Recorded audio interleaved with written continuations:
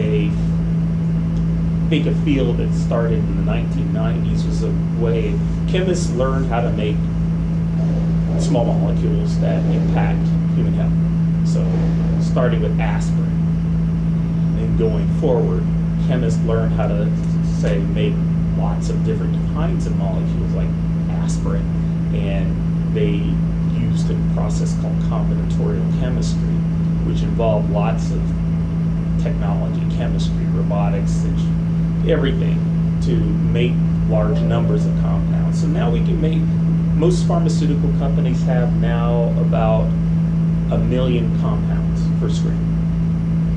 1 million to 2. I think Pfizer has 2 million, which is the largest collection of compounds that we have now. And those compounds can be screened against lots of different targets.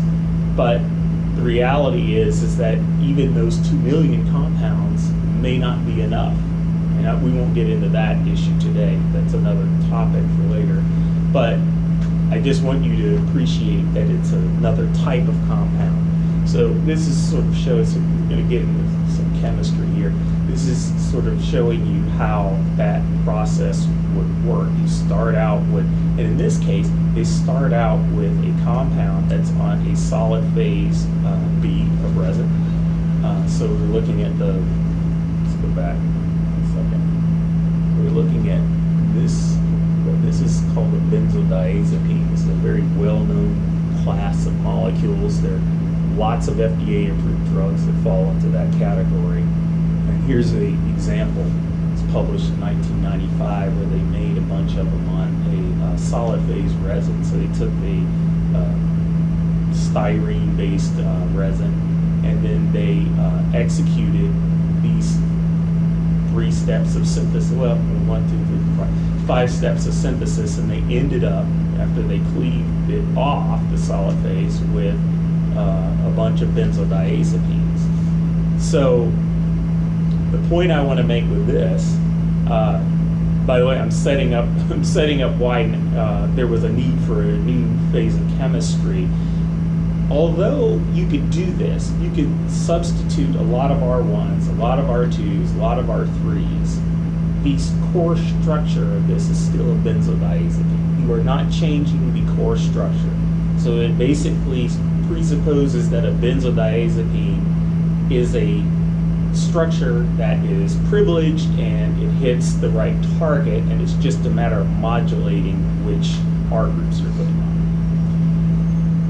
So does that work for everything? Well, this is a paper that I always present where it suggests not. So this is a paper that was published a very number of years ago, 2007, but it speaks volumes to why the combinatorial chemistry, like doing this, a lot of this, which is what people were doing. So they came up with millions of things.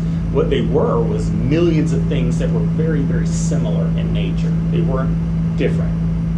All right. So I call it the apple concept. So if you eat apples, red apples, green apples, yellow apples, you would all call them apples if you closed your eyes. But you would know an apple from an orange and an orange from a banana. And that's what chemists were doing. They're creating red, green, yellow apples.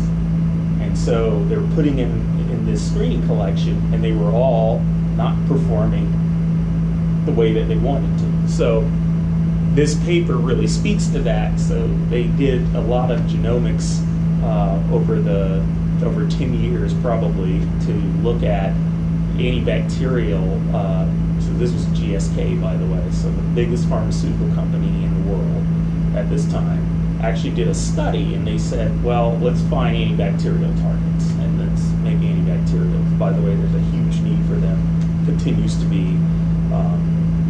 People don't want to develop them because they're quite hard to develop. But anyway, at this time they said, well, let's use genomics to knock down different proteins in bacteria and see whether or not they will respond, or if they're essential targets. That was the term that they used in this paper. So and then they wanted to do it over a lot of species, or a lot of strains, to see whether they, it would work. So they did it to see if they were essential in different types of strains. And in fact, they found that about 70 that were they called essential. Okay, which for a pharmaceutical company, I said, all right, let's start a project based on this. So if you look at all this wheel represents a lot of different biology relative to bacteria. So membrane, cell wall, protein modification, all of these things, they knocked them down. Bacteria did not survive. So that what they wanted to do is run a high throughput screen against each one of these to determine whether they could modulate or inhibit the function of these proteins. And the bad news was that they could. So you looked at every single one of these 70 targets, nothing good happened. So the no hits kind of is anything that's not no hits ended up being not progressible either. So, but the fact of the matter is that what they screened out of their 500,000 small molecule collection, which was composed of, again, those drug-like molecules that chemists were making, didn't modulate these targets. Now, again, usually natural products are much more active in this area, but anyway, the fact of the matter is that what they had in their collection just did not work.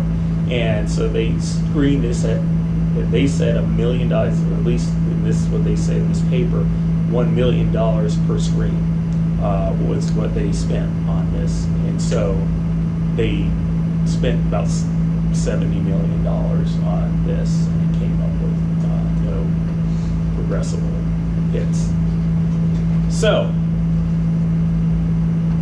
that brings that to a conclusion in a sense of, we've talked about this class of compounds. It has a relevance, but there are issues with it in terms of getting numbers of compounds, getting quantity, different types of things. We talk about this one, we can synthesize lots of them, but basically we synthesize no diversity when we make them. So was there a need for another type of chemistry? So I guess that's where this sort of lecture starts. We're going to talk about diversity-oriented synthesis, or DOS. Okay, so I like to describe it as this. Anybody know where this is? Yes. Yeah. Oh wow, I'm impressed. I was either going to go with Bryce or Zion. That's amazing. I actually didn't take this picture. This is taken right off the internet. But anyway, but the way I think about this is that the way that this was created is that there's a lot of diversity here, but it was all created through a single process, which is erosion, which is water, working its way through this landscape. But what you get is this picture of very different structures. And so I think the concept of diversity-oriented synthesis is very similar to that, is can we, through a common chemical